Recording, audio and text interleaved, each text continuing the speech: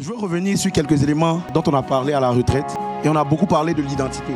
Tu dois savoir qui tu es. Ne sois pas comme ces véhicules-là dont l'aiguille du tableau de bord ne fonctionne pas. Tu ne sais pas à quelle vitesse tu es.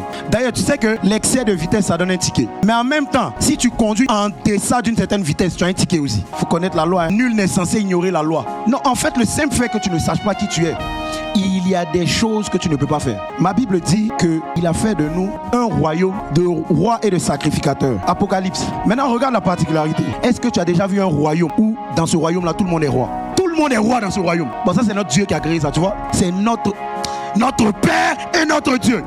Donc, tu es un roi. Sauf que, quand il dit roi, ça veut dire que tu as un territoire. Maintenant, il est où ton territoire? Tu dois arrêter de te comparer aux gens. Lui qui a trouvé son territoire, c'est son territoire. Toi, découvre ton territoire. Et tu vois, dans la dimension du territoire, il faut être conscient d'une chose. Ton territoire, tu vas le manifester, oui, physiquement, mais il y a une dimension spirituelle à ton territoire. Le roi de Perse était roi, non pas sur la terre, mais en haut. C'est ce qui s'est passé. Quand Gabriel arrive, il veut venir. Mais il dit, le roi de Perse, après que tu aies prié et que tu aies jeûné, le roi de Perse m'a bloqué. Le roi de Perse, il était où? Tu dois être en haut. Ton identité n'a rien de naturel. Je veux te ramener à un élément. En ce moment, on est en train de parler de la vie de Jésus. La vie de Jésus en toi et en moi. Jean 10 au verset 10. Ça, tu l'as compris. Sauf que tu dois comprendre qu'il y a aussi une bataille. Tu sais, on est en guerre. Et Paul dit, les armes avec lesquelles nous combattons ne sont pas charnelles, puissantes par la vertu de Dieu. Combat. Même jeunes gens, vous êtes forts, vous avez vaincu. Combat. Donc on est dans un combat. Et ça, c'est quelque chose que chacun d'entre nous doit être conscient. Attention à ce poison qui détruit ta destinée. On parle de combat. Quiconque parle de combat parle de champ de combat. Tu veux savoir c'est quoi le champ de combat de ta vie et de ma vie? On va lire. 1 Samuel 16, verset 7. Et l'Éternel dit à Samuel, ne prends point garde à son apparence et à la hauteur de sa taille, car je l'ai rejeté. L'Éternel le considère pas ce que l'homme considère. L'homme regarde à ce qui frappe les yeux, mais l'Éternel regarde au cœur. 2 Chroniques 16, verset 9. Car l'Éternel étend ses regards sur toute la terre pour soutenir ceux dont le cœur lui est tout entier. Ça veut dire, tu sais ce que Dieu cherche?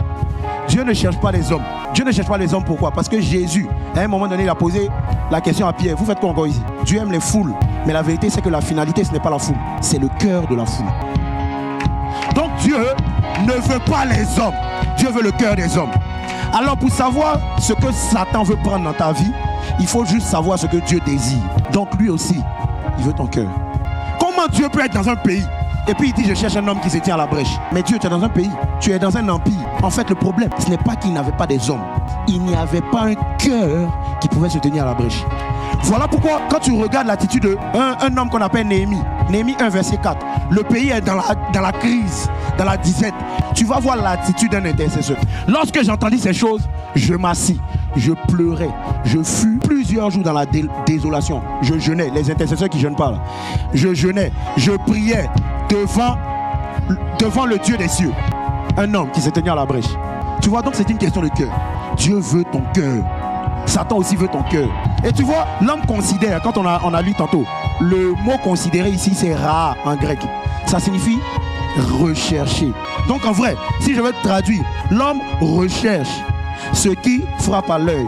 Mais l'Éternel aussi recherche le cœur. C'est pour ça que quand tu vas lire la parole dans Proverbe 4, verset 23, il dit garde ton cœur plus que toute autre chose, car de lui viennent les sources de la vie. Est-ce que je peux avoir la version Bible français courant? Tu vas voir ce que ça dit. Avant tout, prends garde à ce que tu penses au fond de toi, car ta vie en dépend.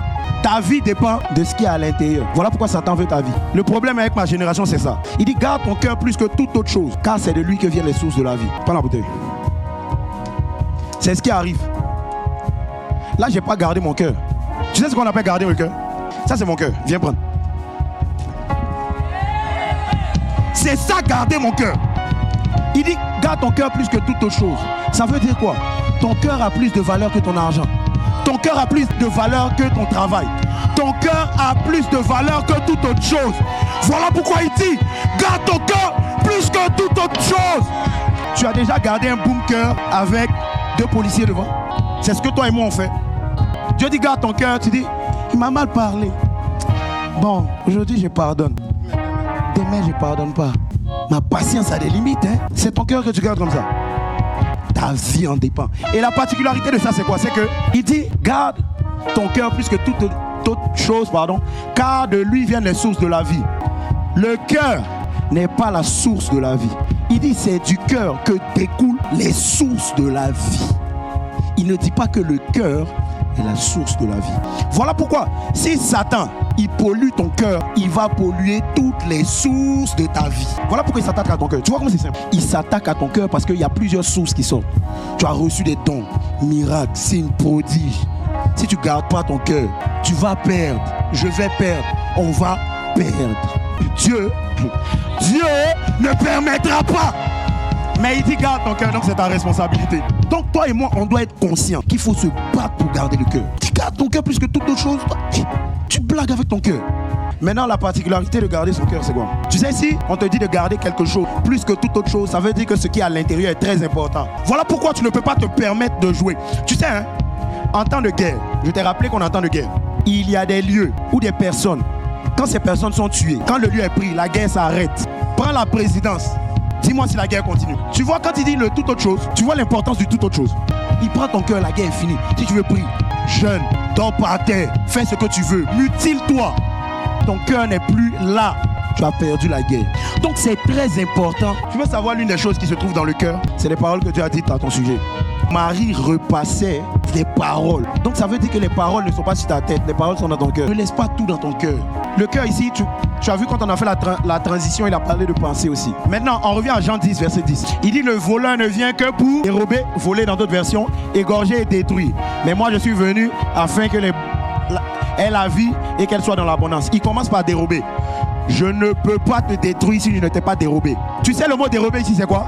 En grec, tu vas comprendre d'où le mot vient. C'est pickpocket. C'est de là que ça vient.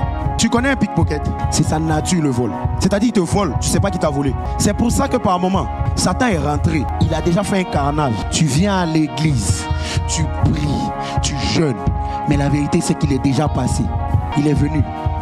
Il a enlevé la parole. Parti. Je vais te démontrer c'est comment, par quel moyen il le fait. Mais il est venu. Il s'est arrangé à ce que la parole là ne soit plus solide en toi. Voilà pourquoi toi qui ne médites pas, tu es en danger. Toi qui ne médites pas, tu es en danger. Je répète, tu es en danger. On ne peut pas, je t'ai dit, on ne peut pas dérober sans voler. Maintenant, la particularité, c'est quoi? C'est que si je te vole, j'ai enlevé. Pareil aussi, si quelqu'un n'a rien, c'est vide. Ne sois pas l'auteur de ton autodestruction et de ton auto-égorgement. Parce que quand c'est vide, quand il n'y a rien, ça veut dire qu'il n'y a rien. Il passe là, il vient, il détruit. Frère, toi et moi, on doit apprendre à retourner à la parole. Maintenant, comment il s'attaque à ton cœur? Satan sait que s'il vient là maintenant, ici, là, en ce lieu, il est mort. Il sait. Donc, tu sais, il est rusé, il est malin. Satan n'est pas intelligent, il est malin. Donc tu vois la même tentative qu'il a essayé avec le frère par rapport à la masturbation, c'est la même chose qu'il va essayer avec un autre. Voilà pourquoi quand tu es dans les challenges, viens, on va t'aider. Nous on est passé par là. Quand tu te demandes, ah mais je ne sais pas comment on fait pour le bloquer, pour le laisser, j'ai dit à Dieu je veux le laisser mais j'arrive pas. Viens, il y a beaucoup de sœurs qui ont l'expérience ici. Non, c'est vrai. Il y a des challenges que tu ne peux pas porter seul. Il a la même tactique avec tout le monde. Il y a eu des anciens avant toi. Ce que je suis en train de dire, c'est quoi? C'est que ce challenge-là, tu te demandes pourquoi tu n'arrives pas à arrêter la musique mondaine. Il y a des gens qui ont arrêté. Donc, tu n'es pas le premier. Je ne suis pas le premier. Il a des façons de fonctionner. Luc 17, verset 1. Il dit, Jésus dit à ses disciples, il y aura toujours des occasions de tomber dans le péché. Je m'arrête là. Tu peux revenir à l'autre version, je pense que c'est seconde 21. Il y a une version où, français courant, il dit, il y aura toujours des pièges. Et puis après, il va dire malheur. Il est inévitable qu'il y ait des pièges. Mais malheur, ok. La vérité, c'est qu'on dit malheur à lui. Mais à la fin, c'est à toi qu'on va poser la question. Tu as gardé ton cœur ou pas? Donc, il faut que toi et moi, nous soyons conscients qu'il y aura toujours des pièges. Maintenant, tu vois le mot piège ici. Dans lui second, il dit des scandales. Tu vois le mot scandale ici? C'est scandalon. Scandalon. Ou en hébreu. Personne scandalise aussi. Ça signifie tout simplement toute personne ou toute chose par laquelle quelqu'un est emmené à l'erreur ou au péché. Donc par moment, voilà pourquoi Paul dit, ce n'est ni contre la chair ni le sang. Tu vois la personne, elle t'a un peu bousculé, elle a fait, c'est pas contre la chair et le sang. Satan est passé là. Son objectif, c'est de te faire toi tomber. c'est de te faire toi tomber. Et maintenant la particularité de ça c'est quoi? C'est que ma Bible dit toute chose est faite pour un but. Proverbe 16 verset 4. Il dit toute chose est faite pour un but. Même le méchant pour le jour du malheur. Donc Dieu a créé un jour spécialement pour le méchant. Donc tu vois que Dieu a tout fait. En fait, il n'y a rien qui est placé là au hasard. Tu vois, derrière chaque situation, j'ai appelé ça comme ça, c'est un peu drôle, mais chaque situation est une situation à réponse double. Soit cette situation fait quoi? Soit ton attitude par rapport à cette situation te rapproche de Dieu ou t'éloigne de Dieu. Il n'y a pas demi-mesure. Il y a toujours deux options qui se présentent à toi et à moi. Toute chose qui se présente à toi et à moi a toujours deux options. C'est esprit ou c'est la chair. Soit on est spirituel ou on est charnel. Tu sais pourquoi tu tombes dans le péché? Parce que tu es fort. Est-ce que tu peux me donner Acte 13 verset 1? La Bible dit à Antioche, il y avait des prophètes et des docteurs. Barnabas, Siméon, Niger, Lucilius de Cyrène, Manahem, qui était élevé avec Hérode le tétrarque et Saul. Le 2 points en français, ça veut dire qu'on commence à citer. Paul, Saul, il était docteur ou prophète, je ne sais pas, à ce moment-là. Ou les deux, parce que le monsieur là, vraiment. Pendant qu'ils servaient dans leur ministère et jeûnaient, le Saint-Esprit dit, mettez-moi à part Barnabas et Saul pour l'œuvre à laquelle je les ai appelés. Après avoir jeûné et prié, on leur imposait les mains et on les laissait partir. Acte 13, il continue. Le gars, il arrive, il croit que c'est juste pour lui. Il fait quelque chose. Il frappe Élimas. On avance. Il rentre à Icône. Encore. C'est le même Paul qui a dit, c'est dans mes faiblesses que Christ se glorifie. Mais quand moi je regarde les passages de Paul, c'est seulement la gloire de Dieu que je vois. En fait, Paul reconnaissait qu'à chaque étape de sa vie, il était faible. Il rentre dans la ville ici. Ah Dieu, je suis faible. Gloire de Dieu. Il rentre là. Gloire de Dieu. Il va là. Gloire de Dieu. Au point où on se pose la question, Paul, tu nous mentais. Tu es faible ou tu es fort? Le gars reconnaissait qu'à chaque étape de sa vie, à chaque fois qu'il rentrait dans une ville, moi je ne sais pas, hein, je suis faible. Tu comprends avec moi que toute chose est faite pour un but. Judas, qu'il était là pour un but. Mais en même temps, regarde ce qui s'est passé. Avec Judas, ce n'est pas son parfum. Judas se fâche et il dit pourquoi on n'a pas donné l'argent aux pauvres. Je te dis, toute chose arrive pour un but. Il se fâche pourquoi on n'a pas donné l'argent aux pauvres. Mais Judas, ce n'est pas ton argent. Maintenant, il y a un homme qu'on appelle Pierre. Matthieu 16, verset 16. Jésus lui-même parle. Il dit, ce ne sont ni la chair ni le sang qui t'ont révélé ces choses, mais c'est mon Père qui est dans les cieux. Il dit, désormais tu es Pierre. Et si c'était Pierre, je bâtirai l'église. Et puis quelques jours après, je crois 6 jours, il dit, arrière de moi Satan. Et puis, regarde, quand je te dis, il y a toujours deux options qui se présentent à toi. Il dit, arrière de moi Satan. Entre arrière de moi Satan et c'est pas mon parfum, qu'est-ce qui doit me faire mal? Arrière de moi Satan, non. Qui est parti?